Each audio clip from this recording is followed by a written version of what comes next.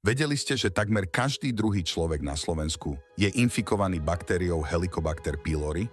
Medzi hlavné príznaky infekcie patrí oslabené trávenie, žalúdočné problémy, krče, nadúvanie a pálenie záhy.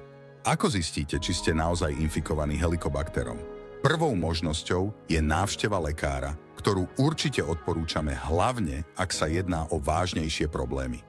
Vyšetrenie prebieha zavedením sondy do žalúdka, odkiaľ lekár vezme vzorky, ktoré sa následne vyhodnocujú.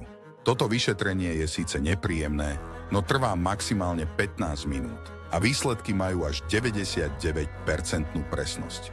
V prípade, že vaše problémy nie sú až také vážne, tak je tu aj druhá možnosť, a to domáci test na Helicobaktera s presnosťou až 98%. Nie je potrebná návšteva lekára, test si môžete urobiť v pohodlí domova a výsledky sa dozviete už do 10 minút. Domáci test na Helicobaktera kúpite aj na našej stránke mastichaterapia.sk.